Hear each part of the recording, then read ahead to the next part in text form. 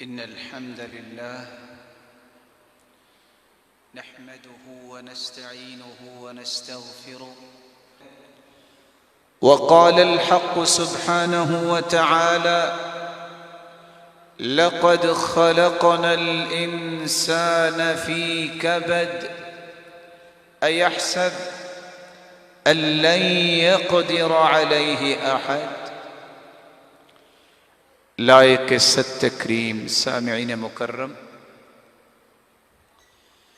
اللہ ذوالجلال ہم سب کے خالق و مالک اور رازق ہیں، وہی قادر مطلق ہیں، پوری کائنات پہ تصرف اسی کا ہی ہے۔ وہ کسی کو صحت کے ساتھ آزماتا ہے اور کسی کو بیماری کے ساتھ آزماتا ہے، لیکن اس نے دو فیصلے سنائے ہیں۔ لقد خلقنا الانسان فی کبد، ہم نے انسان کو مشقت میں پیدا کیا ہے۔ انسان کی بنیادی طور پہ تین مشقتیں ہیں۔ ایک وہ مشقت جو ماں اٹھاتی ہے 9 ماہ تک، پھر وہ مشقت جس کو اٹھانے کے بعد انسان دنیا میں آتا ہے اور پھر اس کی پرورش ہوتی ہے۔ ایک ایسے وقت میں مشقت بھی آتی ہے، یہ زندگی کا حصہ ہے، جب انسان ہر ایک سے مستغنی اللہ اسے کڑیل جوان کر دیتے ہیں، اور بسا اوقات وہ بھول کے سمجھتا ہے اَيَحْسَبُ أَن لَّن يَقْدِرَ عَلَيْهِ أَحَدٌ، کیا اس کا یہ گمان بن چکا ہے کہ اس پر کوئی قابو نہیں پا سکتا؟ نہیں، اس وقت میں بھی مشقت اللہ ذوالجلال نے زندگی کا حصہ رکھا ہے، لیکن کوئی بھی مصیبت، بیماری، مشقت، اس پہ صبر کرنے والوں کو اللہ ذوالجلال نے خوشخبریاں عطا کی ہیں۔ اور دوسرا اصول دیا ہے جس کو آج میں اور آپ کبھی بھول جاتے ہیں۔ وہ اصول کیا ہے؟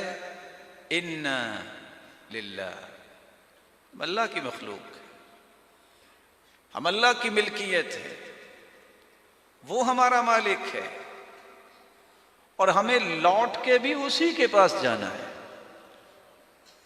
مالک اپنی ملکیت میں جو بھی تصرف کر لے، دنیا کی کوئی طاقت اسے پوچھنے کی جرت نہیں کر سکتی، اور جو اس کا فیصلہ ہوتا ہے وہی صحیح ہوتا ہے۔ میری عقل، آپ کی عقل اس کو تسلیم کرے نہ کرے، میرے مالک کے فیصلوں میں وہ حکمت ہوتی ہے، وہ اللہ ذوالجلال نے فیصلے رکھے ہوتے ہیں جو ہمیشہ انسان کے لیے بہتر ہوتے ہیں۔ رسول اللہ صلی اللہ علیہ وآلہ وسلم یہ ان انبیاء اور نفوس قدسیہ میں سے آخری پیغمبر ہیں جو 1,24,000 پیغمبر دنیا میں آئے، جن جیسی ہستیاں اللہ نے دنیا میں نہیں بھیجی۔ کیا ان ہستیوں میں سے کوئی دنیا میں بچا ہے؟ 1,44,000 صحابہ، کوئی ان میں سے دنیا میں رہا ہے؟ یہ حقائق ہیں۔ لو كانت الدنيا تدوم لأهلها لكان رسول الله حيا يخلد، اگر دنیا میں کسی کو بقا ہوتی تو کم از کم سرتاج رسل محمد الرسول اللہ صلی اللہ علیہ وسلم کو بقا ہوتی، لیکن وہ بھی اللہ کے پاس چلے گئے کیونکہ وہ پوری کائنات سے اعلیٰ تھے۔ آج کے اس پرتشویش اور پرقلق حالات کے اندر ڈاکٹرز بھی SOPs بتاتے ہیں جن کو ماننا چاہیے، ضد نہیں کرنی چاہیے۔ حکومتیں بھی اس بات کی کوشش کرتی ہیں کہ SOPs بنائے جائیں، وہ پرکاشی میئرز کو پیش کرتے ہیں کہ ان میئرز کا خیال ڈاکٹرز بھی رکھیں، عوام بھی رکھے، مریض بھی رکھے۔ Being a Muslim, being a مومن، شریعت نے بھی کچھ SOPs بتائے ہیں شریعت نے بھی کچھ میئرز بتائے ہیں جن کا خیال کرنے سے رب تعالیٰ انسان کو ہر قسم کی مصیبتوں سے محفوظ کرتا ہے۔ مصیبت آ چکی ہے یا مصیبت سے آپ دور ہیں، ہر دو صورتوں میں ان ربانی میئرز کا، ان SOPs کا خیال رکھنا یہ ہماری دینی ذمہ داری ہے۔ تو آج کے خطبے میں ان پرقلق حالات کے اندر ایک مسلمان کس طرح راحت سے اپنی زندگی گزار سکتا ہے اور کس طرح اپنے رب کو راضی کر سکتا ہے اور رب کی رضا لے کر ہنستا مسکراتا اپنے ہی رب کے پاس اگر اس کو جانے کا موقع ملتا ہے تو اس میں اسے کوئی خوف نہیں ہوگا۔ وہ کون سے SOPs ہیں، آج ہم انہی کا ہی تذکرہ کریں۔ آپ ایک لمحے کے لیے سوچئے، الماضی لا یذکر، ماضی کا تذکرہ نہیں کیا جاتا، وہ گزر گیا وقت۔ آنے والے وقت کی پلاننگ کرنے کے لیے آج سب نئی زندگی کا آغاز کرتے ہیں۔ تو سب سے پہلا جو اصول ہمیں شریعت نے دیا ہے، جو ہر شخص سنتا ہے، ان اللہ یحب التوابین وَيُحِبُّ الْمُتَطَهِّرِينَ، اللہ توبہ کرنے والوں کو بھی پسند کرتا ہے اور پاکیزگی اختیار کرنے والوں کو بھی پسند کرتا ہے۔ نو ڈاؤٹ الطہور شطر الایمان، ایمان کا آدھا حصہ جو ہے وہ صفائی ہے۔ آج ان میئرز کا خیال تو ہمیں کرنا پڑتا ہے کہ آپ 20 سیکنڈ تک اپنے ہاتھوں کو دھوئیے۔ رسول مقبول صلی اللہ علیہ وسلم نے 1400 سال پہلے بتایا تھا، طیبوا افواہکم، اپنے منہوں کو پاک صاف اور خوشبودار رکھا کرو۔ طیبوا طہروا اجسادکم، اپنے جسموں کو ہر وقت پاک صاف رکھیے۔ طیبوا افنیتکم، اپنے گھروں کے صحن اور ماحول کو صاف ستھرا رکھو۔ طیبوا ساحاتکم، چوتھی روایت، اپنے ماحول اور جہاں جہاں تم جاتے ہو وہاں وہاں پاکیزگی کا اور صفائی کا خیال رکھو۔ فإن أنتن الساحات، ساحات الیہود، یہ اس وقت یہودیوں کا طریقہ ہوتا، گھر میں کوڑا کرکٹ جمع ہو جاتا، گھر چھوڑ دیتے لیکن صفائی نہیں کرتے تھے۔ سب سے پہلا کام، آپ اپنی زندگی کا آغاز کیجئے دوبارہ سے کہ میں ہر روز اللہ ذوالجلال کے پیغمبر کے بتائے ہوئے طریقے کے مطابق 24 گھنٹے اپنے آپ کو باوضو رکھوں گا۔ یہ وضو کرنا یہ ربانی سینیٹائزر ہے جس سے دنیا کے یہ وائرس کیا شیطانی وائرس سے بھی آپ محفوظ رہیں گے۔ اور کس طرح انسان اللہ کے ہاں مقام حاصل کر لیتا ہے۔ سیدنا بلال کا قصہ آپ کے سامنے ہے، جو 24 گھنٹے باوضو رہتے، چلتے زمین پر تھے، قدموں کی آہٹ جنت میں سنائی دیتی تھی۔ اور حدیث کے الفاظ کیا ہے؟ کائنات کے سرتاج جنت میں جا رہے ہیں اور کہتے ہیں سمعت خشبۃ بین یدی، میں نے اپنے آگے آگے چلنے والے کو دیکھا۔ میں نے کہا یہ آواز کیسی ہے، یہ کس کے چلنے کی آہٹ آ رہی ہے؟ جواب ملا یہ بلال ہی تو ہے۔ ما من عبد يبيت على ذكر طاهرا إلا بات معه في شعاره ملك لا ينقلب ساعة من الليل إلا قال اللهم اغفر لعبدك فإنه بات طاهرا۔ جو باوضو ہو کے سوتا ہے، یہی ایک وقت ہوتا ہے، انسان بیداری میں تو وضو کر لیتا ہے، اگر خطا ہو جائے دوبارہ کر لے، سوتے وقت بھی جو وضو کر لیتا ہے، رات کی کوئی گھڑی ایسی نہیں، یہ سویا ہوا ہے ساری رات فرشتہ جو ہے اس کے لیے دعائیں کرتا رہتا۔ میرے بھائی مجھے بھی دعا کرنی چاہیے، آپ کے لیے، آپ کو بھی دعا کرنی چاہیے، مسلمانوں کے لیے، لیکن یاد رکھنا میری اور آپ کی دعا بھی اللہ قبول کرتے ہیں اور کریں گے، لیکن چھوٹی جس بات کی شریعت نے دی ہے کہ فرشتوں کی دعا رد ہوتی نہیں۔ ربانی سینیٹائزر استعمال کیجئے، عادت بنائیے کہ میں نے 24 گھنٹے باوضو رہنا۔ اللہ کے فضل سے اور اس کے کرم سے، اس کی عنایت سے ہر قسم کے وائرس سے اللہ تعالیٰ آپ کو محفوظ رکھے۔ دوسری آیت کا حصہ آپ نے سنا، اللہ پسند کرتے ہیں جو توبہ کرنے والے ہیں۔ روزانہ سے آپ شاور تو لیتے ہوں، نئی زندگی کا آغاز کرتے ہوئے بہترین طریقے سے شاور لیجئے۔ اکیلے کسی کمرے میں کھڑے ہو کے صرف 2 رکعتیں پڑھیے، اچھا وضو کرنے کے بعد، اگر وضو خطا ہو گیا اور وضو کر کے آپ نے غسل کیا ہے تو پھر اسی وضو کے ساتھ آپ نماز پڑھ سکتے ہیں، صرف 2 رکعتیں پڑھیے۔ یقبل بوجہہ وقلبہ، جس طرح چہرہ آپ کا قبلے کی طرف ہے، دل کی تمام تمناؤں کا رخ بھی ادھر کیجئے، رب کی طرف۔ لا يحدث فیہما نفسہ، کوئی خیال نہیں آنا چاہیے ان 2 رکعتوں میں دنیا کا کوئی خیال، صرف اللہ ذوالجلال کے ساتھ ہم کلامی کا خیال ہے، میں رب سے گفتگو کر رہا ہوں۔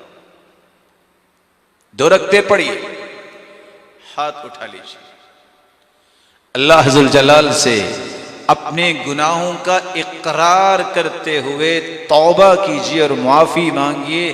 یہ توبہ بھی انسان کو جس طرح گناہوں سے پاک صاف کرتی ہے، رب تعالیٰ کی رحمت میں داخل کر دیتی ہے اور دنیا کی مصیبتوں سے اللہ اسے بھی محفوظ فرما دیتا ہے۔ تیسرا کام جو آج ہمیں اختیار کرنا ہے، ہمیں اللہ نے پیدا کیا تو کس لیے پیدا کیا؟ ماسک بنایا گیا ہے نا تاکہ کسی کی کوئی چیز اگر کوئی پرابلم ہے تو اس تک نہ پہنچے۔ ہمیں کس لیے اللہ نے بنایا ہے؟ اس کا بھی کوئی پرپز ہے کہ نہیں ہے؟ بڑی سے بڑی اور چھوٹی سے چھوٹی مشینری تیار ہوتی ہے، ساتھ اس کے گائیڈ بک ہوتی ہے، یہ چیز اس لیے ہے، یہ چیز اس لیے ہے۔ مجھے اور آپ کو یہ سوچنا ہے کہ مجھے اور آپ کو اللہ نے کس لیے بنایا ہے۔ وَمَا خَلَقْتُ الْجِنَّ وَالْإِنسَ إِلَّا لِيَعْبُدُونَ، اللہ نے انسانوں اور جنوں کو عبادت کے لیے پیدا کیا۔ تیسری بات، جب آپ کو یہ تو پتہ چل چکا مخلوق کے کہنے پر، مخلوق کے ڈرانے پر، مخلوق کے خوف و ہراس پیدا کرنے پر کہ بس موت آ جائے گی اگر وائرس لگ گیا، تو خالق کی بات بھی مان لو کہ جب میرا فیصلہ آئے گا دنیا کی کوئی احتیاطیں تمہارے کام نہیں آئیں۔ اس لیے میری ہی ضمانت میں آ جاؤ، میری ہی کسٹڈی میں آ جاؤ۔ کیسے میں اور آپ اللہ کی ضمانت میں جا سکتے ہیں؟ من صلی الفجر فی جماعہ فہو فی ذمۃ اللہ فلا تغفروا اللہ فی عہدی، جو فجر کی نماز، 5 نمازیں با جماعت پڑھنا یہ لازم پکڑو، اور خصوصاً صبح کی نماز جو با جماعت پڑھ لیتا ہے یہ 24 گھنٹے جو ہے وہ اللہ کی ضمانت میں چلا جاتا ہے، اس کی کسٹڈی میں۔ آج کہتے ہیں جس ہاسپٹل میں فلاں ڈاکٹر ہے اور فلاں ان کے انتظامات ہے، وہاں چلے گئے پھر تو ٹھیک ہو جائیں گے۔ اللہ ان کو جزائے خیر دے ڈاکٹرز کو، ان کی بھی حفاظت فرمائے۔ لیکن کیا بینگ اے مسلم مجھے محمد مصطفیٰ کی زبان سے نکلے ہوئے کلمات کی لاج رکھنی چاہیے کہ نہیں؟ مجھے تو وہ بات یاد کرنی اور کروانی پڑتی ہے۔ کھوپڑیوں کے درمیان ایک شخص نیک لوگوں میں سے لیٹا ہوا تھا، رات کے تھکے ہوئے سحری کے وقت دوسرے نے آ کے کہا تمہیں خوف نہیں آ رہا؟ کہاں لیٹے ہوئے ہو؟ اس نے سر اٹھایا، کہتا ہے اصل میں مجھے حیا آتی ہے کہ میں اگر یہ نہ یہاں لیٹتا تو مجھے حیا یہ آ رہی ہے، میرا رب کہے گا میرے علاوہ بھی کسی سے ڈرتے ہو؟ پھر سو گیا۔ یہ خوف جو ہے دنیا کا اور مخلوق کا ڈالا ہوا، جب تک مومن کے سینے سے نکلتا نہیں ہے اس وقت تک اللہ سے تعلق مضبوط نہیں ہوتا۔ سوچو تو صحیح، میں نے اور آپ نے جانا کس کے پاس ہے؟ وہ ایک دیہاتی تھا تو ان پڑھ، اس کو قبر کے عذاب اور حشر کے بارے میں بتایا، اس نے سنا، ساتھ اس کو اللہ کی رحمت بھی بتائی، کچھ نہیں پڑھا تھا لیکن پوچھتا ہے یار ایک بات تو بتاؤ، مرنے کے بعد کدھر جانا ہم نے؟ کہتے ہیں اس کے پاس۔ کہتے وہ جو رحمان ہے۔ اچھا حساب کس نے لینا ہے؟ کہتے اس نے۔ کہتے پھر خیر ہے، تم نے خود کہا نا کہ اس کی رحمت میرے غصے پہ غالب ہے، تو جب میں نے جانا ہی اس کے پاس ہے تو پھر کیا پریشانی ہے؟ کس بات کی پریشانی ہے؟ محمد مصطفیٰ نے کہہ دیا ہے، وہ اللہ کی ضمانت میں چلا جاتا ہے 24 گھنٹے، تو تمہیں یہ جماعت کی پابندی کرنا، یہ ربانی SOPs اور ان میئرز کا خیال کرنا بھی میری اور آپ کی ذمہ داری۔ چوتھی بات، دنیا کے اندر بھی بڑے سے بڑے ڈاکٹر پہ یقین ہی ہوتا ہے کہ ڈاکٹر اس قابل ہے کہ علاج میں کوئی کمی کوتاہی نہیں کرے گا۔ اگر کسی کو یقین نہ ہو، 1 منٹ بھی اپنے مریض پیشنٹ کو ڈاکٹر کے پاس نہیں رکھتا۔ 450 لوگ جہاز پہ بیٹھتے ہیں، 300-250 لوگوں کی فلائٹ ہوتی ہے، پائلٹ نظر نہیں آتا، سارے اپنی جانیں اس کے حوالے کر کے سو جاتے ہیں، حالانکہ وہ بھی بسا اوقات سویا ہوگا، یا اپنے کو پائلٹ کو بٹھا کے خود جا کے سو بھی جاتا ہے لمبی فلائٹ۔ اور حقیقت ہے مخلوق پہ اتنا اعتماد ہے، خالق پہ مجھے یقین نہیں کرنا چاہیے کہ میرا خالق مجھے ضائع نہیں ہونے دے گا؟ میرا ایمان کیسا ہے کہ مجھے خالق کے بارے میں اتنی بدظنی کہ پتہ نہیں اب یہ کروں گا تو بچوں گا؟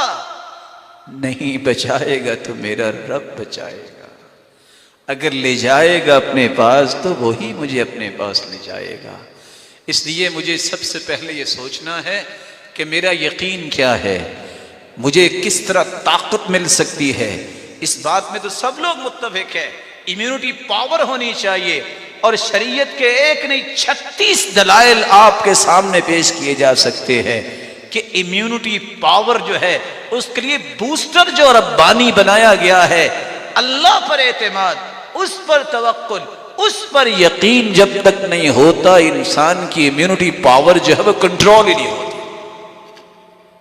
اور سچ کہا تو ابوالکلام آزاد نے، اگر آپ اللہ پہ یقین کر کے کوئی بات سوچتے ہیں تو آپ کو آپ کے ارد گرد سارے امید کے پہلو نظر آتے ہیں، اور اگر آپ مایوسی میں چلے جائیں تو آپ کی اپنی زندگی، اپنے گھر، ہر طرف سے آپ کو دلائل ہی ایسے ملیں گے جو مایوسی کی طرف ہی آپ کو دھکیلتے جائیں گے۔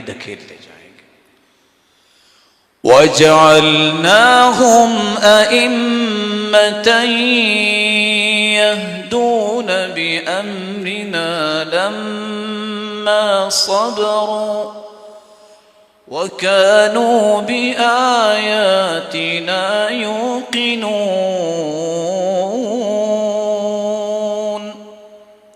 برداشت کرنا، یقین کرنا، یہ دو ایسے اصول ہیں جس سے اللہ انسان کو لیڈرشپ عطا کرتے، جس کو انسان اختیار کر لے تو دنیا کی ہر قسم کی مصیبت کے سامنے وہ پہاڑ بن کے کھڑا ہوتا ہے، لیکن کب؟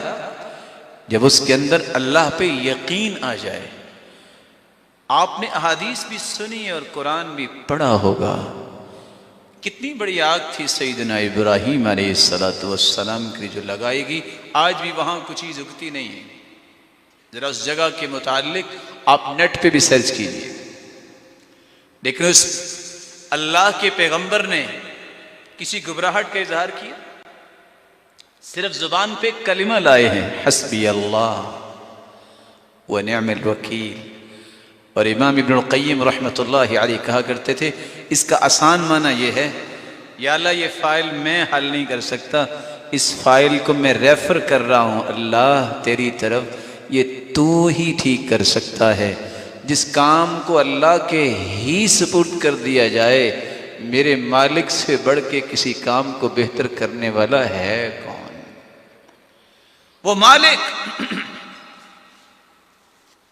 جو ابراہیم علیہ السلام کو آگ سے بچا سکتا ہے، جو سیدنا عیسیٰ علیہ السلام کو باپ کے بغیر پیدا کر سکتا ہے، جو سیدہ مریم علیہ السلام کو بے موسمی پھل دے سکتا ہے، جو سفید بالوں کے باوجود بھی زکریا کو اولاد دے سکتا ہے، جو لاٹھی جس کے اندر کوئی بھی ایسا فنکشن نہیں تھا جس طرح کہ آج فنکشن سامنے آ رہے ہیں کہ صرف لاٹھی مارنے سے موسیٰ علیہ السلام کے لیے 12 راستے بنا دیے اور پوری قوم کو نجات اللہ نے دے دی، اور فرعونیوں کو جو اپنی طاقت پہ ناز کرتے تھے اسی پانی کو حکم دیا اور سب کو ڈبو کے عبرت بنا دیا۔ وہ آج بھی حی لا یموت ہے، وہ قادر ہے اس پر ایمان لانا، اس پر یقین کرنا۔ وہ آپ کو طرح طرح کی نشانیاں دکھاتا ہے، جہاز گر بھی جائے تو پھر بھی ایک دو کو بچا دیتا ہے۔ یہ دلائل بتاتے ہیں مومن کا یقین اللہ پہ ہونا چاہیے۔ خوف و ہراس جو دنیا کے اندر ہے یہ ایمان والوں کے اندر نہیں ہونا چاہیے۔ ہاں احتیاطی میئرز کو استعمال کریں، لیکن یہ بات میں آپ کی خدمت میں ادب سے پیش کر دوں، دنیا جہان کی احتیاط کر لو، اللہ ذوالجلال کا اگر فیصلہ آ گیا تو کوئی احتیاط اس کا سامنا نہیں کر سکے گا۔ اس لیے احتیاط وہ ہے جس کو اللہ نے بتایا ہے، احتیاط وہ ہے جس کو محمد کریم نے بتایا ہے۔ اینما تکونوا یدرککم الموت ولو کنتم فی بروج مشیدہ۔ چونا گچ کی ہوئی دیواروں میں، قلعوں میں چھپ کے بھی بیٹھ جائے موت وہاں بھی آ جاتی ہے۔ من لم يمت بالسیف مات بغیرہ تعددت الاسباب والموت واحد۔ جو تلوار سے نہیں مرتا وہ گھر اپنی چارپائی پہ لیٹا بھی فوت ہو جاتا ہے۔ اور یاد رکھیے گا اللہ ذوالجلال ہمیں اس بات پہ یقین نصیب فرمائے، آپ اس قوم کے ساتھ محبت کرنے والے ہیں، آپ ان لوگوں کو اپنا آئیڈیل سمجھتے ہیں جن کو صحابہ کہتے تھے، اور صحابہ میدانوں میں موت ڈھونڈتے پھرتے تھے، موت ان کے آگے آگے ہوتی تھی۔ کس طرح سیدنا خالد بن ولید کہتے، اللہ میں نے بڑی کوشش کی، بڑی چاہت اور تمنا کی مجھے شہادت مل جائے، آج میں اپنی چارپائی پہ ہی دنیا سے جا رہا ہوں، اور میرا پیغام بزدلوں کو دے دینا کہ کبھی بھی بہادروں کے سامنے بہادروں کی موت حفاظت کرتی ہے، اور بزدل جو ہیں وہ کبھی بھی موت سے بچ نہیں سکتے۔ اور اللہ ذوالجلال نے ان کو گھر لیٹے بھی شہادت کا مرتبہ دے دیا، کیونکہ حدیث کے الفاظ ہیں من طلب الشہادت بالصدق، جو سچے دل سے شہادت کا سوال کرتا ہے، بلغہ اللہ ایاہ وان مات علی فراشی، وہ اپنے چارپائی پہ بھی فوت ہو تو اللہ اس کا درجہ شہیدوں میں لکھ دے۔ یقین کیجئے تمہارا رب تمہیں ضائع نہیں کرے گا۔ یہ یقین یہ چوتھا اصول شریعت کا ہے۔ اور پانچویں بات، انسان ہے، اس میں کمزوری آ جاتی ہے، کسی کی بات سے متاثر ہونا یہ بھی اس کی عادات میں سے ایک عادت ہے۔ زیادہ پریشرائز بھی کرے تو یہ پریشان بھی ہو جاتا ہے، جیسے کہ آج کل طرح طرح کی خبریں، طرح طرح کی باتیں، اور اللہ ذوالجلال کے پیغمبر کی بات کو سوچے تو مجھے اور آپ کو شرمندگی ہونی چاہیے۔ ہر بات کو بغیر تحقیق کے اڑا دیتے ہیں، آگے شیئر کر دیتے ہیں۔ کفی بالمرء کذبا ان یحدث بکل ما سمع، آدمی کے جھوٹا ہونے کے لیے اتنا ہی کافی ہے وہ سنی سنائی بات کو آگے کر دے اور اس کی تحقیق نہ کرے۔ اس اعتبار سے دیکھیے اس وقت قوم کس جرم میں مبتلا ہے، اور کس طرح لوگوں کے اندر یہ خوف اور ہراس پیدا کر دیا ہے کہ لوگوں کو جان کے لالے پڑ گئے ہیں، حالانکہ صحت مند جو ہے وہ فوت ہو جاتے ہیں، بیمار کتنے کتنے سال زندہ رہتے ہیں، کیونکہ فیصلہ اس کا نافذ ہونا ہے۔ اگر احتیاطیں ہی کام کرتی، اللہ ان کو جزائے خیر دے، ڈاکٹرز کو تو کم از کم ڈاکٹرز تو تمام میئرز کا اہتمام کرتے ہیں، وہ تو اللہ کے پاس نہ جاتے۔ اس بات میں مجھے اور آپ کو سمجھ نہیں آتی کہ فیصلہ پھر بھی اللہ کا ہے، اس پہ یقین کر لیجیے۔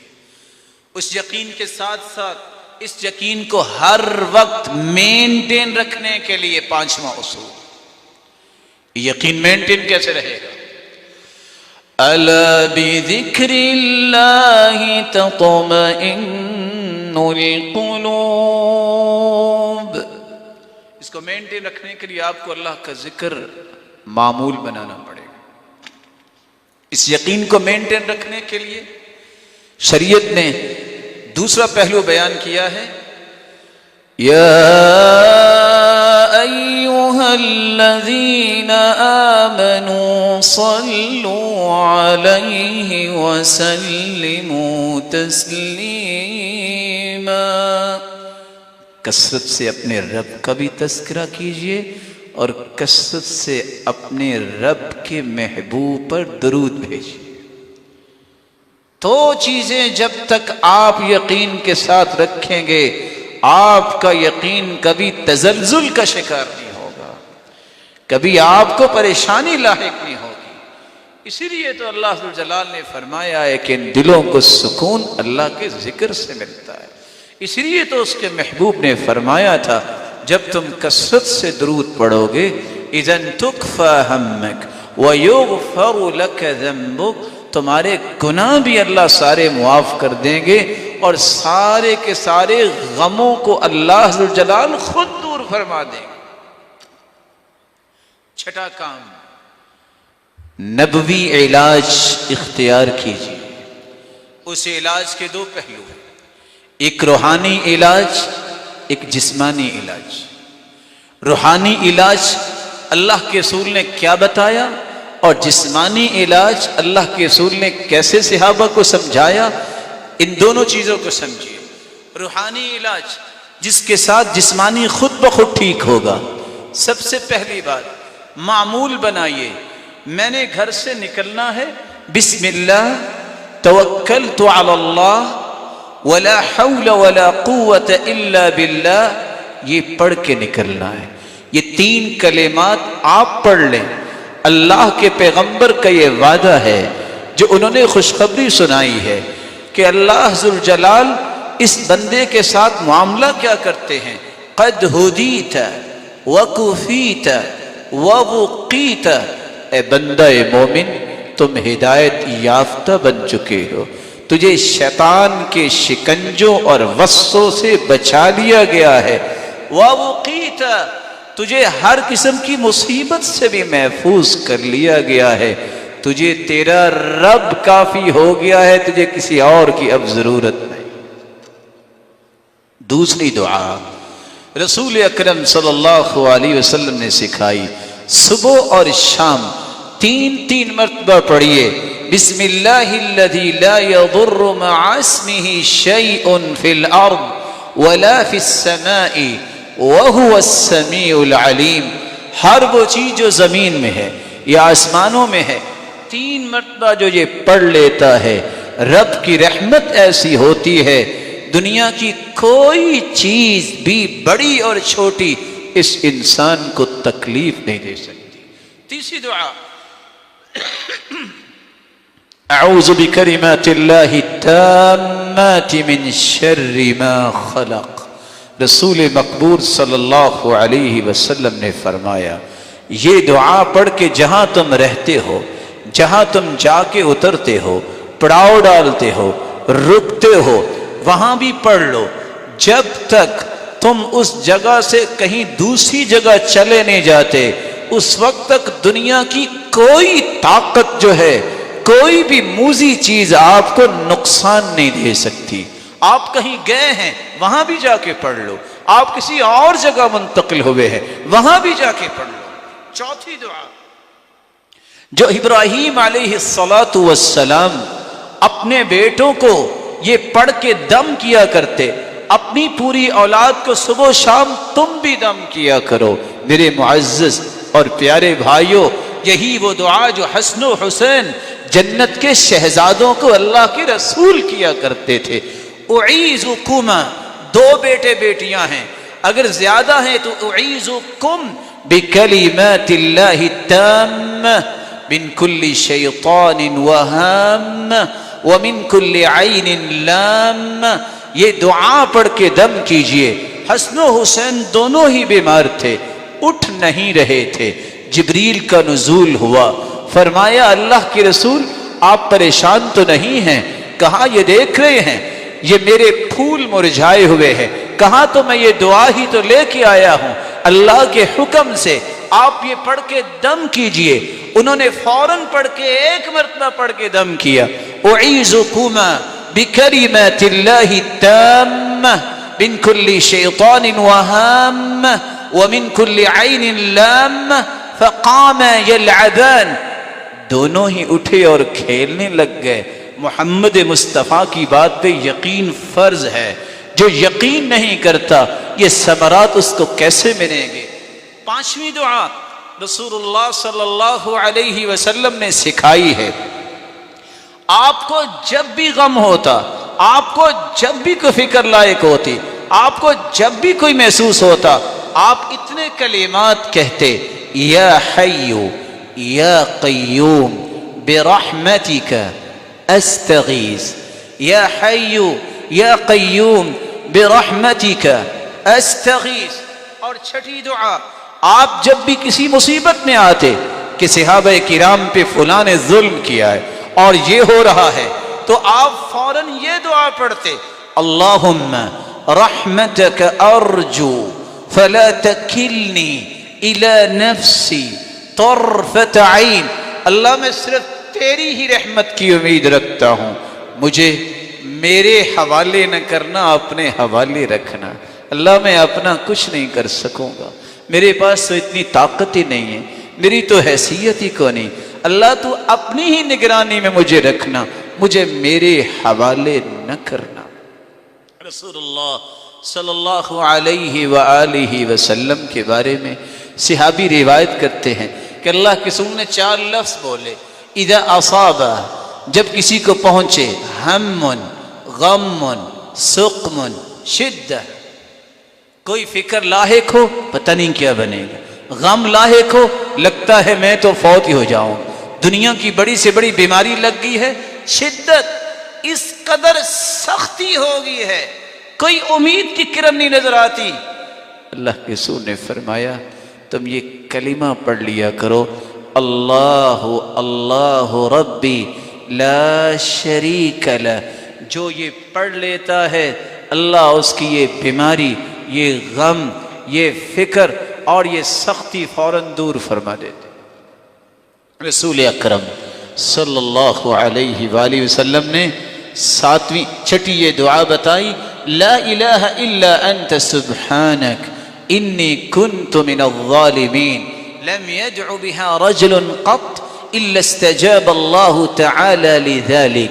جو بندہ اتنا پڑھ لے, لا الہ الا انت سبحانک انی کنت من الظالمین, یہ وہ دعا ہے رات کا اندھیرا, پانی کا اندھیرا, مچھلی کے پیٹ کا اندھیرا, اللہ نے وہاں بھی یونس کی زبان سے نکلے کلمات کو سن کے ان کو بچا لیا.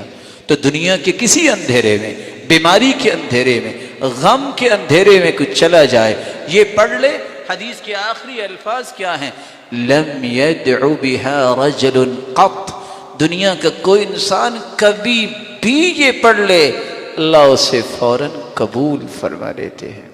رسول اللہ صلی اللہ علیہ وآلہ وسلم نے 7ویں دعا یہ بیان کی ہے, لا الہ الا اللہ العظیم الحلیم, لا الہ الا اللہ رب العرش الکریم, لا الہ الا اللہ رب السماوات ورب العرض ورب العرش العظیم.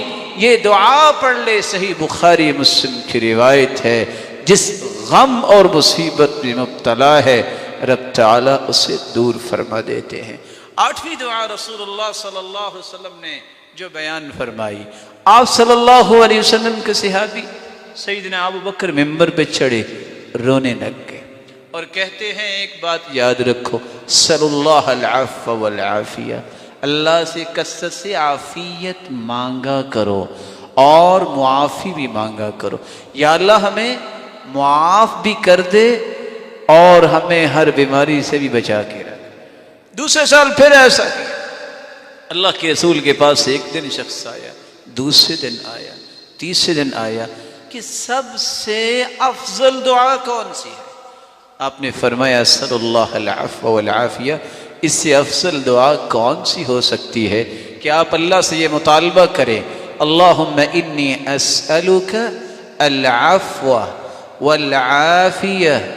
اللہ میں تجھ سے عافیت بھی طلب کرتا ہوں، معافی بھی طلب کرتا ہوں. معافی کیا ہے کہ سارے گناہوں کو صاف کر دے. عافیت کیا ہے کہ دنیا کی ہر بیماریوں سے میرا جسم پاک کر دے. تو کثرت سے یہ دعا کرنا. نویں دعا جو رسول اللہ صلی اللہ علیہ وسلم نے سکھائی ہے، اللہم عافنی فی بدنی وعافنی فی بصری وعافنی فی سمعی لا الہ الا انت. اللہ میرے بدن میں بھی عافیت فرما، کوئی بیماری نہ رہے. میری آنکھوں میری کانوں میں بھی، یعنی میرے کان اور میری آنکھیں اس قدر یقین والے بن جائیں کسی خبر سے متاثر بھی نہ ہوں. کثرت سے یہ دعا مانگیے. اللہ عبادت کے لائق تو ہی. رسول اللہ صلی اللہ علیہ وآلہ وسلم نے اگلی دعا یہ سمجھائی، اللہم استر عورتی وآمن روعتی. اللہ میرے ہر ایسے پہلو پہ پردہ ڈال دے جو مجھے پریشان کر دے اور لوگوں کے سامنے پریشانی کا باعث بن جائے. اللہ جو میرے اندر خوف ہے اس کو دور فرما دے، تو میری حفاظت فرما. واحفظنی من بین یدی، اللہ میری آگے سے بھی حفاظت فرما. ومن خلفی، میرے پیچھے سے بھی میری حفاظت فرما. وعن یمینی، میری دائیں طرف سے بھی حفاظت فرما. وعن شمالی، میرے بائیں طرف سے بھی میری حفاظت فرما. ومن فوقی، اور میرے اوپر سے بھی میری حفاظت فرما. وان اغتال من تحتی، اور زمین کی طرف سے بھی مجھے کوئی تکلیف نہ پہنچے. رسول اللہ صلی اللہ علیہ وآلہ وسلم نے ان دعاؤں کے ساتھ ایک بہت ہی قیمتی دعا پیش کی.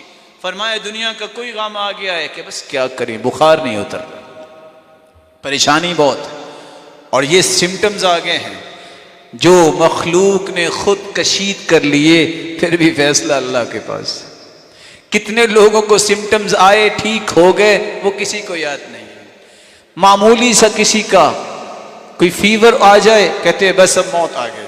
نہیں، بیماری اور صحت زندگی کا حصہ ہے. رب پہ یقین کیجئے اور رب تعالیٰ تمہیں ضائع نہیں ہونے دے گا. اللہ کے رسول نے فرمایا کوئی غم، یہ دعا پڑھ لو، اللہم انی عبدک وابن عبدک وابن امتک ناصیتی بیدک ماض فی حکمک عدل فی قضاؤک اسألک بکل اسم هو لک سمیت به نفسک او انزلته فی کتابک او علمته احدا من خلقک او استأثرت به في علم الغيب عندك أن تجعل القرآن العظيم ربيع قلبي ونور صدري وجلاء حزني وذهاب همي وغمي. اتنے کلمات پڑھ لو، ہوگا کیا؟ إلا أبدله الله، اس غم کو اللہ فرحاً خوشی بنا دے گا. یہ کس زبان سے بات نکلی ہے؟ دنیا جہان کے قابل لوگ، ڈاکٹرز لوگ ہمارے لیے قابل احترام ہیں، لیکن ایک کھرب ایسے لوگ ہوں ان کی بات کی صداقت جہاں ختم ہوگی وہاں محمد کریم کی صداقت شروع ہوگی. رسول اکرم صلی اللہ علیہ وسلم نے جسمانی علاج بھی بتایا جہاں روحانی علاج. جسمانی علاج کا پہلا اصول قرآن، یہ بھی ایک دوائی ہے. وَنُنَزِّلُ مِنَ الْقُرْآنِ مَا هُوَ شِفَاءٌ وَرَحْمَةٌ لِّلْمُؤْمِنِينَ وَلَا يَزِيدُ الظَّالِمِينَ إِلَّا خَسَارًا. قرآن کو ہم نے شفا بنایا ہے. جانا ہی ہے تو تیاری کے ساتھ چلے جانا. اس رب کی کلام پڑھتے پڑھتے اس وقت بھی فرشتے آپ کو پروٹوکول دے رہے ہوں گے، چاروں طرف فرشتے ہوں گے۔ 40 سال کے قریب عبد الرحمن السلمی مسند پہ بیٹھ کے قرآن پڑھاتے رہے، بیمار ہو گئے۔ گھر والوں نے کہا اب تو آ جاؤ، زندگی کا کیا پتہ ہے، اب تو آخری سانس ہو گئے۔ کہا اس سے بڑی سعادت کیا ہے، میں اس مسند پہ بیٹھا قرآن پڑھا رہا ہوں، چاروں طرف فرمان نبی کے مطابق فرشتے پروٹوکول کے لیے آئے ہوئے۔ اگر ایک فرشتہ اور آ کے اسی حالت میں ان فرشتوں کی جھرمٹ میں مجھے میرے رب کے پاس لے جائے تو پریشانی کیا ہے۔ قرآن یہ جسمانی علاج بھی ہے، روحانی علاج بھی ہے۔ دوسری چیز، آپ اپنے آپ کو، گھر والوں کو، مریض کو دم کیجئے۔ صحیح بخاری کی روایت کے مطابق سورۃ الفاتحہ پڑھیے۔ صحیح حدیث کی روشنی میں قل یا ایھا الکافرون، قل هو اللہ احد، قل اعوذ برب الفلق، قل اعوذ برب الناس۔ 4 یہ چیزیں، 5ویں فاتحہ۔ 6ٹھی چیز، بسم اللہ ارقیک من کل شیء یؤذیک من شر کل نفس او عین حاسد، بسم اللہ ارقیک واللہ یشفیک۔ 6ٹھی چیز۔ 7ویں چیز، 7 مرتبہ پڑھیے، اسأل اللہ العظیم رب العرش العظیم ان یشفیک۔ 7 مرتبہ یہ پڑھیے۔ اور 8ویں دعا، اذهب البأس رب الناس واشف انت الشافی لا شفاء الا شفاؤک شفاء لا یغادر سقما۔ اس کو دم کیجئے، اس کو دم کیجئے، یہ علاج ہے۔ جس طرح آج پیناڈول اور دیگر دوائیوں کا ہم علاج سمجھتے ہیں، لینا چاہیے۔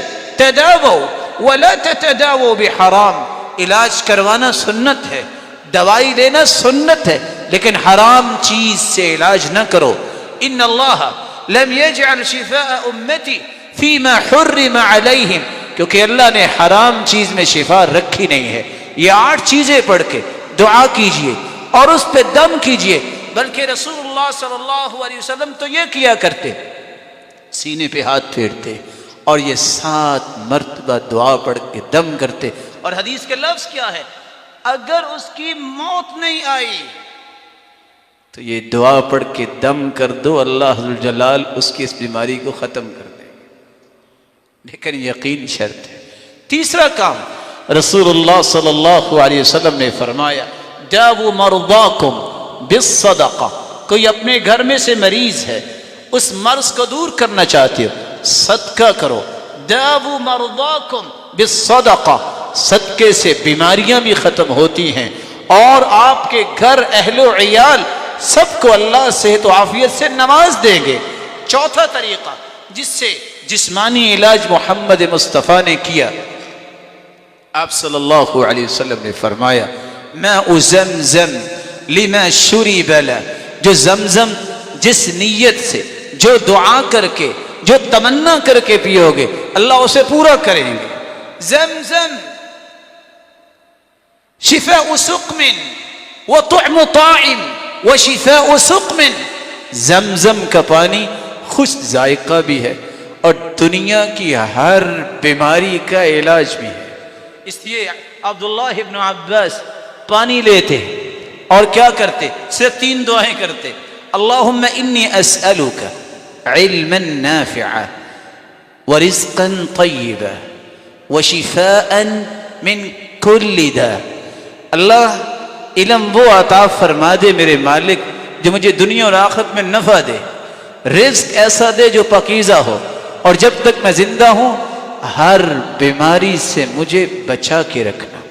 رسول اللہ صلی اللہ علیہ وسلم نے 5واں طریقہ بتایا ہے، شہد کا استعمال کیجئے، اور آج میڈیکل بھی اس کو تسلیم کر رہی ہے۔ اللہ کے رسول کا فرمان، صحابی کو کہا اسقی عسل، اپنے بھائی کو شہد پلائیے۔ صحیح بخاری کی روایت ہے، 1 مرتبہ 2 مرتبہ پلایا، نہیں ٹھیک ہوا، فرمایا صدق اللہ صدق اللہ وکذب بطن اخیک، تیرے بھائی کا پیٹ جھوٹ بول رہا ہے، میرے رب نے سچ کہا ہے کہ اس میں شفا ہے۔ اس کی عسل، اسے پھر دو شہد، جا کے دیا، اللہ نے ٹھیک کر دیا۔ معمول بنائیے، صبح اور شام گرم پانی میں شہد ملائیے اور اس کو دوائی سمجھ کے، کون سی دوائی؟ جو اللہ نے قرآن میں اتاری اور صحیح بخاری میں اس کا قصہ موجود ہے، یہ سمجھ کے بھی۔ چھٹا علاج، من تصبح 7 تمرات عجوة لم يضره في ذلك اليوم سم ولا سحر، جو 7 کھجوریں عجوہ کی صبح کھا لیتا ہے، دنیا جہان کا کوئی جادوگر، دنیا جہان کی کوئی زہر اس دن اس پہ اثر نہیں کر سکتی، یہ محمد مصطفیٰ نے فرما دیا ہے۔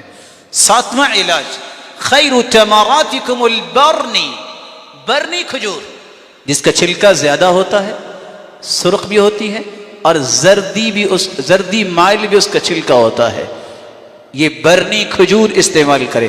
فرمایا یذھب الداء ولا داء فی، عجوہ اور برنی کھجور کے علاوہ کسی کو گرمی بھی ہو سکتی ہے، فرمایا یہ ایسی کھجور ہے جس میں اللہ نے بیماری رکھی نہیں، اور جو کھا لے اس کے اندر یہ بیماری رہنے بھی نہیں دیتی۔ آپ صلی اللہ علیہ وسلم نے 8واں علاج بتایا، آپ نے فرمایا ان هذه الحبة السوداء، ان هذه الحبة السوداء شفاء من كل داء الا من السام۔ میرے صحابہ، یہ حبۃ السوداء، یہ کلونجی، یہ ہر بیماری کا علاج سوائے موت کے۔ السام، پوچھا اللہ کے رسول سام کیا ہے؟ کہاں موت کو کہتے ہیں۔ 9واں علاج، آپ صلی اللہ علیہ وسلم نے فرمایا علیکم بالسنا والسنوت، سنا مکی اور سنوت شہد، ان دونوں کو لو، فإن فیہما شفاء من کل داء الا السام، سوائے موت کے اللہ نے ہر بیماری کی شفا اس میں رکھی۔ آپ صحابہ کی اس حدیث، صحابی حدیث بیان کرتے ہیں، صحابی بیمار ہوئے، کیا کیا؟ 5 قطرات او 7 قطرات، 5 قطرے کلونجی کو زیتون میں ملا کے 5 یا 7 قطرے جب نوز میں ڈالیں گے اللہ حضر الجلال اس پہ شفا ڈال دے گا۔ سنا مکی، اس میں بھی شہد ملا کے قہوہ بنا کے پیئے۔ استعط رسول اللہ صلی اللہ علیہ وسلم، خود اللہ کے رسول صلی اللہ علیہ وسلم نے اپنے نوز میں دوائی یہ ڈالی ہے۔ آپ صلی اللہ علیہ وآلہ وسلم نے یہاں تک فرمایا، آپ علاج کرنا چاہتے بیماریوں کا، التلبینہ مجمۃ لفؤاد المریض تذهب ببعض الحزن، تلبینہ بنا کے کھائیے۔ اگر امیونٹی پاور بالکل ختم ہو گئی ہے، دل کنٹرول میں نہیں، یہ تلبینہ آپ کے دل کو مضبوط کرے گا۔ وَتَذْهَبُ بِبَعْضِ الْحُزْنِ، اور جو غم اس کے اندر ہے اسے دور کر دے گا۔ آپ جو کا دلیا لیں، اس کو دودھ میں پکائیں، اس کے اندر کھجوریں بھی ڈال دیں، اس کے اندر شہد بھی ملا دیں اتنی مقدار میں، اور اس کو آپ لے لیں۔ یہ تلبینہ ہے جو اللہ کے رسول صلی اللہ علیہ وسلم نے علاج بتایا ہے۔ تو یہ روحانی 10 علاج اور جسمانی 10 علاج یہ خود رسول اللہ صلی اللہ علیہ وسلم نے پیش کیے ہیں۔ اللہ عز و جلال ہمیں اختیار کرنے کی توفیق عطا فرمائے۔ ہم کمزور ہیں، وہ بغیر بیماری دیے بھی تو درجے دے سکتا ہے، وہ عافیت دے کے بھی تو اپنا پیارا بنا سکتا ہے، اس نے کسی سے پوچھنا تو نہیں ہے۔ جب تک رکھے ایمان کی اور یقین کی اعلیٰ کیفیت میں رکھے، جب بلائے تو راضی ہو کر بلائے۔ وآخر دعوانا الحمدللہ۔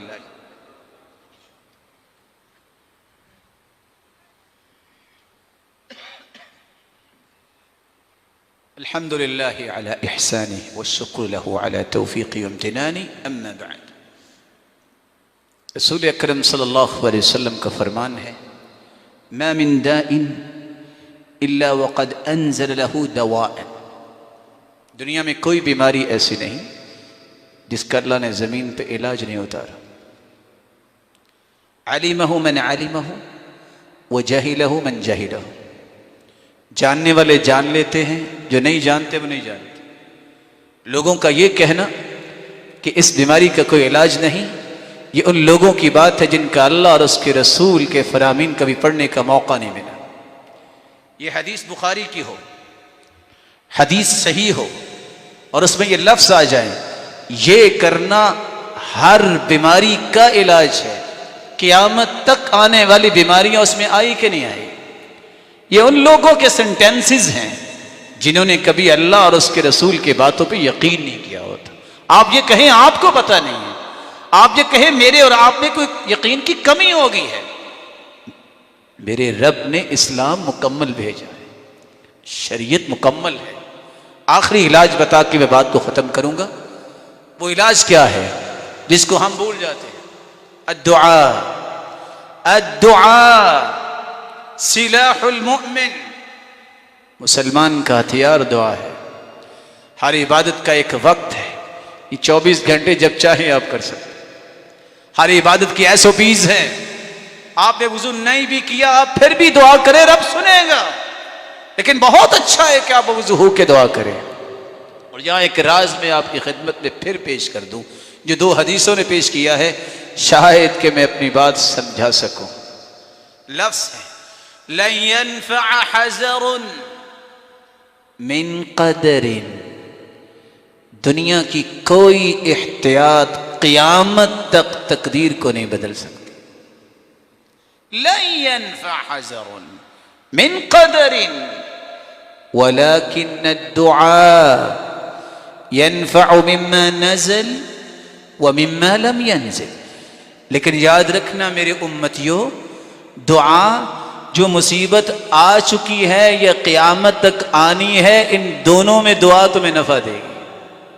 اور دوسری روایت کے لفظ پھر سنیے، لا ينفع حذر من قدر، کوئی احتیاط تقدیر کے مقابلے میں تمہیں نفع نہیں دے سکے گی، بلکہ وَلَكِنَّ الدَّاءَ يَنزِلْ إِنَّ الْبَلَاءَ يَنزِلْ فَيَتَلَقَّاهُ الدُّعَاء، آسمان سے ایک وبا مصیبت بیماری اترتی ہے، آگے سے دعا اس کو چمٹ جاتی ہے۔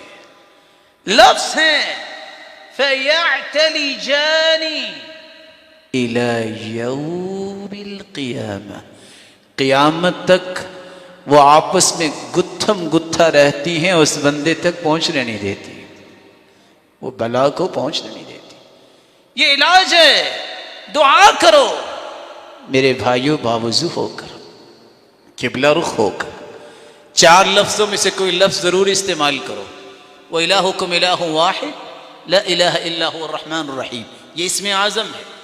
دوسرا لفظ الف لام میم اللہ لا الہ الا هو الحی القیوم۔ تیسرا لفظ اللہم انی اسألک بأنی اشہدک انک انت اللہ لا الہ الا انت الاحد الصمد الذی لم یلد ولم یولد ولم یکن له کفوا احد۔ چوتھا لفظ اللهم لا إله إلا أنت المنان بديع السماوات والأرض ذا الجلال والإكرام۔ ان 4 لفظوں میں سے کوئی لفظ بھی بولو، حدیث کہتی اللہ کبھی تمہاری دعا کو رد کریں گے ہی نہیں۔ اس میں اعظم ہے یہ، اذا دعی فاجاب واذا سئل فاعطى، جو مانگو گے عطا ہوگا، جو دعا کرو گے قبول ہوگی۔ پھر اس کے بعد درود پڑھیے، درود پڑھنے کے بعد یقین کر کے دعا کیجیے۔ کیسا یقین؟ ادعوا اللہ وانتم موقنون بالاجابہ، یقین ہوگا، یہ ناممکن میرے نزدیک ہے، ساری امیدوں کی ڈورے ڈاکٹر نے توڑ دی، کچھ نہیں ہوگا، لیکن یہ مخلوق ہے، میں بھی نہ اور محترم ڈاکٹر صاحب بھی، فیصلہ اس کا ہونا ہے۔ اللہ میں یہ چاہیے، فَلْيُعْزِمِ الْمَسْأَلَةِ، چمٹ کے دعا کیجئے یقین کے ساتھ کہ وہ ضرور سنے گا۔ اور کس وقت کیجئے؟ 5 وقت نہ چھوڑیے۔ پہلا وقت رات کو آنکھ کھلے، گھر میں کوئی بیمار ہے، ویسے بجلی چلی گئی ہے، یہ کلمات کہہ دو، سبحان اللہ والحمد للہ ولا الہ الا اللہ واللہ اکبر ولا حول ولا قوة الا باللہ اللہم ارحمنی وارزقنی وعافنی۔ یا اللہ رحم بھی فرما، رزق بھی عطا فرما اور عافیت سے بھی نواز۔ اتنے کلمات کہہ کے جو دعا کرتا ہے اس وقت رات کی تاریکی میں سحری سے پہلے، وہ کبھی رد نہیں ہوتی۔ دوسرا وقت اذان ہو رہی ہے، دعا کیجیے، خاموشی سے دعا جاری رکھیے، باتیں بند کیجیے۔ سنتان ما تردان، دو دعائیں کبھی رد نہیں ہوتی، عند النداء وتحت المطر۔ عند المطر، جب اذان ہو رہی ہو، جب بارش ہو رہی ہو، اللہ اس دعا کو رد نہیں کرتے۔ خاموش ہو جائیے، اذان اللہ اکبر ہو، چپ ہو جائیے، دعا کرنا شروع کریں۔ ضرورت ہے آپ کو نہیں، اپنے رشتہ داروں کے لیے دعا کیجیے، مسلمانوں کے لیے دعا کیجیے۔ تیسرا وقت الدعاء بین الاذان والاقامت لا ترد۔ اذان ہو گئی ہے، جماعت کھڑی ہونے میں 10 سے 12 سے 15 منٹ باقی ہیں، کہا اللہ کے رسول صلی اللہ علیہ وسلم نے اس وقت دعا جو کی جاتی ہے کبھی رد نہیں ہوتی۔ کہ اللہ کے رسول پھر کون سی دعا مانگے؟ آپ نے فرمایا یہ دعا مانگو، اللہم انی اسألک العفو والعافیہ، اللہ معافیاں بھی دے دے اور جسم کو بھی ہر بیماری سے پاک کر دے، دعا کیجئے۔ چوتھا وقت جو میں آپ کی خدمت میں پیش کرنے جا رہا ہوں، آج جمعہ کا دن ہے، صحیح مسلم کی روایت ہے، عصر سے لے کر شام تک کا وقت جو بھی دعا کرتا ہے بندہ مومن، اللہ اس کی دعا کو رد نہیں کرتے۔ اس لیے سلف صالحین کا یہ رویہ ہوتا تھا، وہ جمعے کے دن عصر کے بعد دروازہ بند کر لیتے، کسی کو آنے کی اجازت نہ دیتے، گھر والوں کو بٹھا کے دعا کرواتے اور کہتے کثرت سے درود جمعے کو پڑھنے کا حکم ہے، آج دعا کریں۔ اللہ ذوالجلال سے دعا ہے، میرے مالک اس مصیبت کو دنیا سے دور فرما دے۔ اللہ ہم سب کمزور ہیں، ہمیں اپنے وعدوں پہ یقین نصیب فرما، ہمارے ایمان کو مضبوط فرما۔ مولا کریم جو ہمارے بھائی، ہمارے محترم بیمار ہیں، اللہ ان کو صحت و عافیت سے نواز دے۔ الہ العالمین جو دنیا سے چلے گئے، اللہ کروٹ کروٹ رحمت نصیب فرما، کروڑ ہاں رحمت نصیب فرما۔ اللہ انہوں نے بہت اچھی زندگیاں گزاری، اللہ وہ پہلے صفوں کے نمازی بھی تھے، اللہ ذوالجلال تیرے پیغمبر کے بتائے ہوئے عقیدے کو ماننے والے، منہج کو ماننے والے اور ساری زندگی لگانے والے، ان کو کروڑ رحمتوں سے نواز۔ اور آج کی اس خطبے کا پیغام میں اور آپ اللہ کی ملکیت ہے۔ اگر آپ کو سمجھ آ رہا ہے کہ اللہ کے رسول صلی اللہ علیہ وسلم سچے پیغمبر ہیں تو پھر اس کی باتیں بھی سچی ہیں، ان کو اختیار کیجئے، اور جو میت ڈاکٹرز بتاتے ہیں اس کو بھی قبول کرنے میں ضد نہ کیجئے، مومن ضدی نہیں ہوتا۔ احتیاط یہ بھی سنت ہے، اس کو اختیار ہم صرف اس لیے کرتے ہیں کہ سنت ہے، لیکن صرف خوف پھیلا کے دنیا کو رب سے دور کر دینا اور اس کو صرف دنیا کے کاموں میں ہی الجھا دینا کہ یہ کرو گے تو بچو گے، یہ مومن کا رویہ نہیں ہے۔ اور ضد کرنا یہ بھی اللہ کے رسول کے بتائے ہوئے اسلام میں پسندیدہ نہیں۔ اگر جانا ہی ہے میں نے اور آپ نے، اور بلا شبہ جانا ہے، میرے بھائی کسے نہیں رہنا، تیاری کر کے جاؤ۔ پہلے نمازیں پڑھتے تھے، اب نوافل شروع کر دو، لاک ڈاؤن ہے، قرآن پڑھنا شروع کر دو، ذکر اذکار کرو، اپنے معاملات لکھو اور اس قدر تیاری کرو، جب وقت آئے مسکرا کے اس دنیا کو سلام کر کے جاؤں گا، دعائیں دے کے جاؤں گا، اور اپنے رب کے پاس جانا ہے۔ کس کے پاس جانا ہے؟ اور تمہارا رب تم سے وہ پیار اور محبت کرے گا جو ساری دنیا کے رشتہ داریاں مل کے بھی تمہارا احترام نہیں کر سکتی۔ یہ یقین جب ہو جائے پھر موت کا خوف بھی نہیں رہتا، پھر یہ انسان کی قلق بھی دور ہو جاتی ہے۔ انا للہ وَإِنَّا إِلَيْهِ رَاجِعُونَ. ہم اللہ کے ہی ہیں اور اللہ کے پاس جانا ہے. اللہ لے جائے تو راضی ہو کر لے جائے. وآخر دعوانا الحمد